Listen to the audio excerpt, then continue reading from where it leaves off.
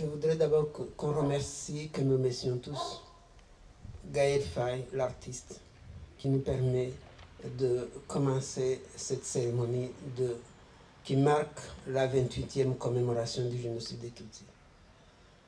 Alors nous sommes très heureux, comme chaque année, de nous retrouver tous ici pour penser à ceux qui ont été assassinés, à ceux dont nous avons été privés.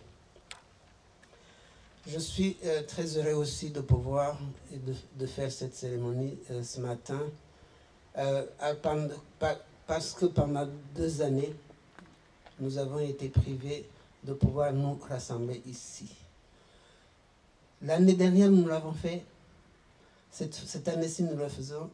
C'est l'espoir que l'année prochaine aussi, nous pourrons nous retrouver ici même. Alors, je voudrais saluer la présence de Madame la chargée d'affaires de l'ambassade du Rwanda à Paris et prendra la parole ici. Et nous disons bienvenue, Kazé. Chalette, c'est chez nous. Avant de démarrer cette cérémonie, j'invite Madame Espérance Patiro pour nous dire ce mot de bienvenue. Madame Espérance, la parole est à vous.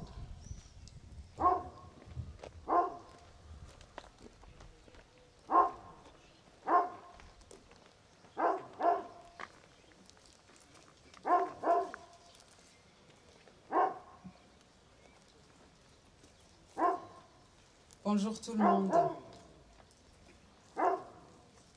Avant de démarrer cette cérémonie, j'ai l'honneur de vous présenter les excuses de ceux qui ne peuvent pas être avec nous aujourd'hui, mais qui nous ont envoyé des messages de soutien. J'excuse Monsieur le sous-préfet, Monsieur Régis Castro, Monsieur le sénateur d'Île-Loiret, Jean-Pierre Sueur, Monsieur Jean-Pierre Dor, député de la 4e circonscription d'Île-Loiret, Monsieur Benoît Dijon, maire de Montargis, Madame Denise Serrano, maire de Villemandeur, Monsieur Dominique Laurent, maire de Panne, Monsieur Gérard Lorenz, maire de Paucourt, Atif Khalid, adjoint au maire de Chalette, et Marie Razamoeli, adjointe également au maire de Chalette.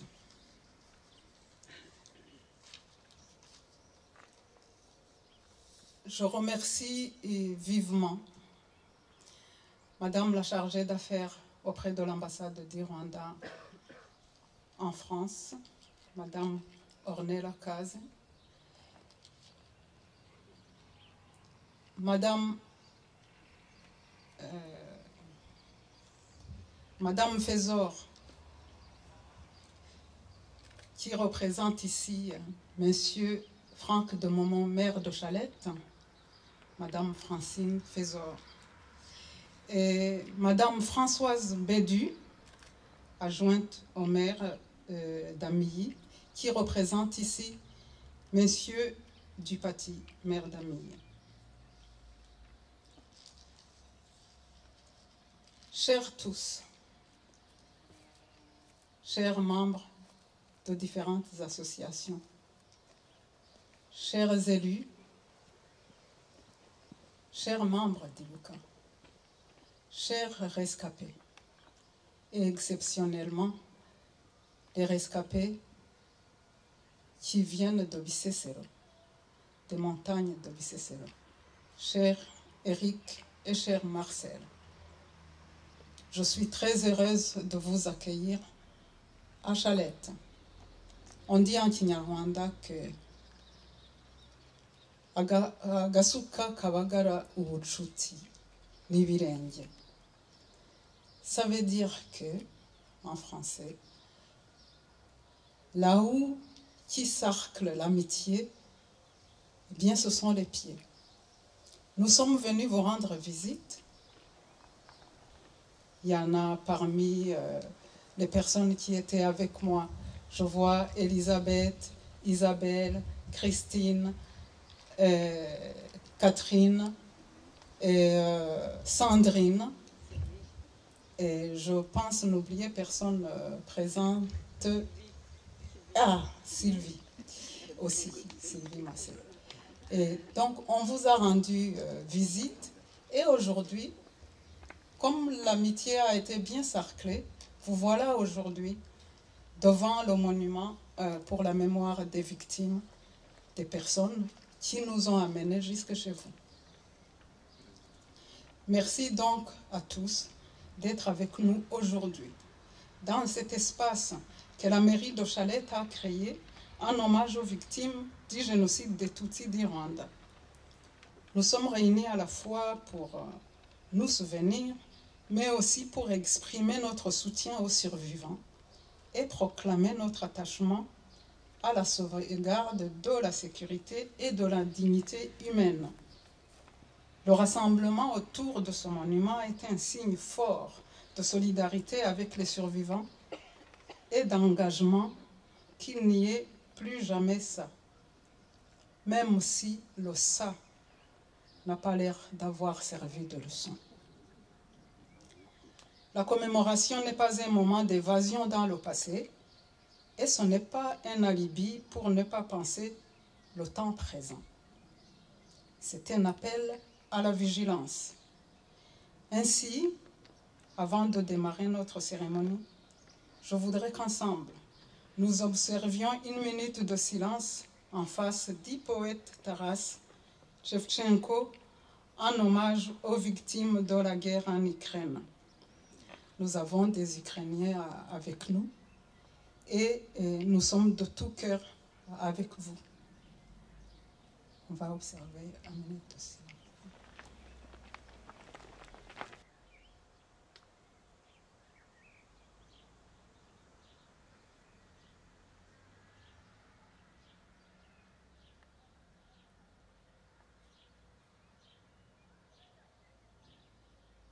Je vous remercie. Nous avons une pensée profonde également pour nos amis d'Issersil, qui ne sont pas avec nous aujourd'hui car ils ont une commémoration aussi, la commémoration de la rafle du billet vert à Pithiviers et à Bonne-la-Rolande. Cela fait 28 ans qu'au Rwanda, nos familles ont été exterminées dans des conditions d'une cruauté abominable et inimaginable, pour le simple fait qu'ils étaient nés Tutsis. Cela fait 28 ans que nombre de rescapés, notamment les femmes, cherchent désespérément la porte de sortie du génocide. Le projet d'extinction d'un groupe humain se déploie dans les corps et les cœurs de celles et ceux qui touchent au-delà d'un moment de son déclenchement. Nos actions en faveur des rescapés ne sont pas une simple manière de faire face aux conséquences du génocide. Elles participent au combat contre le génocide lui-même. Maxime Le Forestier chante « On ne choisit pas ses parents, on ne choisit pas sa famille, on ne choisit pas non plus les trottoirs de Manille, de Paris ou d'Alger pour apprendre à marcher. Avions-nous le choix de naître autrement et autre part? Non. Il continue en disant « Je suis né quelque part, laissez-moi ce repère où je perds la mémoire. » Notre quelque part où nous sommes nés a été détruit, piétiné, dégradé, déshumanisé, sous le regard parfois méprisant des grands de ce monde. Nous avons pu entendre dans ces pays-là, un génocide n'est pas important. Je cite le président François Mitterrand. Où qu'il advienne, le génocide est un crime contre l'humanité. l'épiderme ne change rien. Les victimes survivantes faisaient et font partie de notre humanité. Il n'est pas trop tard de leur venir en aide. La parole du président Emmanuel Macron, rescapé à Dissouzy, nous a un peu réconfortés. Il y a cependant lieu d'aller plus loin par des plans d'action plus structurés et pérennes en matière de la mémoire et en faveur des survivants. Au prix d'immenses sacrifices, les Rwandais réunis au sein du Front patriotique ont neutralisé les tueurs que le monde entier avait laissés piller, voler, violer et tuer pendant 3 mois. Depuis 1994, des efforts ont été réalisés. Le Rwanda est un pays cité en exemple dans beaucoup de domaines. Mais il a besoin de la solidarité du monde pour rendre justice, assurer l'éducation à tous, lutter contre le fléau du négationnisme et enrayer définitivement le racisme que diffusent les nostalgiques de la démocratie du peuple majoritaire et leurs amis. Les tueurs qui se sont acharnés à exterminer nos parents, nos frères, nos sœurs et nos enfants ignoraient que comme les boutures, nous allions nous enraciner et faire de nouvelles et belles branches. Ils nous ont brûlés, ils ignoraient que nous allions renaître de nos cendres. Ils nous ont semés partout sur le sol du Rwanda, arrosés du sang des innocents. Ils ignoraient que nous étions des graines qui allaient germer. Ils ignoraient que, malgré la désolation et le désespoir qu'ils ont semé, la mémoire des nôtres, suppliciés devant les yeux du monde, allait nous donner le courage de choisir la vie pour que la leur continue à travers nous. Ils ignoraient que nous allions avoir la force de nous reconstruire et de reconstruire notre pays, de penser les blessures et préparer le futur pour nos enfants. Ils ignoraient qu'ils ne réussiront pas à nous transmettre la haine. Et lorsque nous nous souvenons de nos familles, nous sommes apaisés. Et nous sommes heureux de parler d'eux à nos amis. Un très grand merci pour votre accompagnement. C'est dans votre bienveillance que nous puisons toujours notre énergie. Je vous remercie.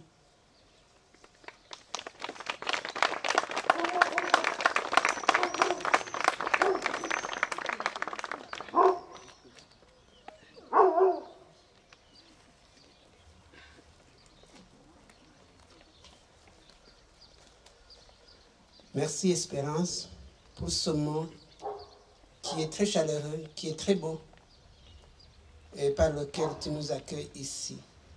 Merci Espérance, merci aussi à toute l'équipe qui autour de toi travaille à maintenir, à entretenir la mémoire des nôtres et travaille aussi au soutien que vous apportez aux rescapés en France et au Rwanda.